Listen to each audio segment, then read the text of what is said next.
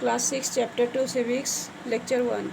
हम प्रेजुडिस के बारे में। प्रेजुडिस का मतलब होता है किसी के प्रति गलत धारणा अपने मन में पैदा कर लेना बिना उनके बारे में किसी जाने। दूसरे शब्दों में कहें तो ये एक नेगेटिव फीलिंग है किसी व्यक्ति के लिए, क्योंकि वो स्पेशल ग्रुप से बिलोंग करता है या स्पेशल धर्म या स्पेशल नेशनलिटी से बिलोंग करता है। ये कहा जाता है कि एक विचारधारा अपना लेना बिना किसी के बारे में कुछ जाने या किसी झुंड के बारे में जाने। हम लोग ये भी कह सकते हैं कि प्रेजुडिस एक प्री जजिंग है। फेमस साइकोलॉजिस्ट के अनुसार प्रेजुडिस एक एंटीपैथी है जो फैमिली और इनफ्लेक्सिबल जनरलाइजेशन के आधार पर होता है। ये महसूस किया जाता है और एक्सप्रेस किया जाता है। ये डायरेक्टली एक ग्रुप या किसी व्यक्ति के बारे में होता है। सुपीरियरिटी का फीलिंग से कोई व्यक्ति जो है वो नैरो माइंडेड हो जाता है। जब हम किसी व्यक्ति के साथ भेदभाव करते हैं तो हम एक अलग व्यवहार उनके प्रति उत्पन्न करते हैं। हम लोग कुछ स्पेशल ओपिनियन उनके लिए अपने मन में बैठा लेते हैं। कभी कभी हम उनके बारे में नेगेटिव सोचते हैं और कभी कभी क्रूर भी हो जाते हैं। जो हमारा व्यूज़ है इस तरह से प्रेजुडाइज्ड हो जाता है।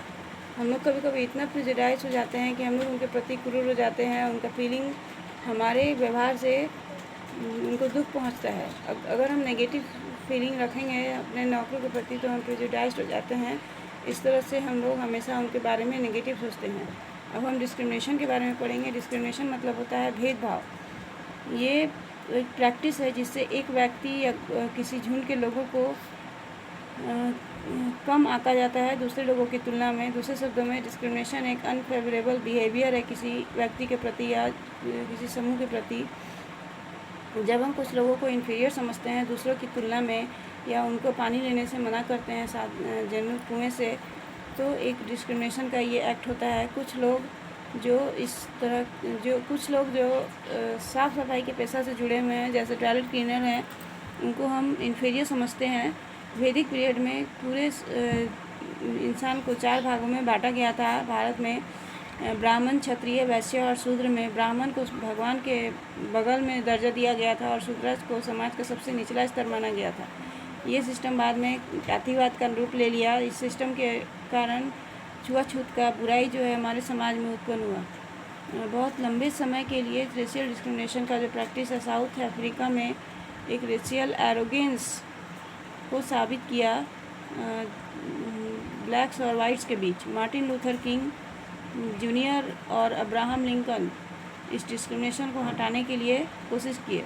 अब हम इनइक्वालिटी के बारे में पढ़ेंगे। इनइक्वालिटी जो है वो जेंडर के आधार पे, सेक्स के आधार पे बहुत सारे देश में देखा जाता है। जैसे भारत में भी इनइक्वालिटी जातिवाद के भेदभाव के कारण भी होता है और धार्मिक विभिन्नता के कारण भी होता है। मध्यकालीन समय में इतिहास में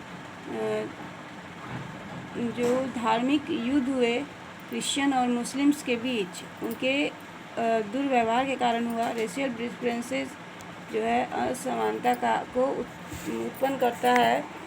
इंडियन कॉन्स्टिट्यूशन के अनुसार सारे मर्द और औरत को बराबर का अधिकार है और सेक्स के आधार पे, जाति के आधार पे, जन्मस्थल के आधार पे, धर्म के आधार पे अगर किसी के साथ भेदभाव किया जाता है तो ये एक अपराध माना जाता है संविधान के अनुसार। भारत का संविधान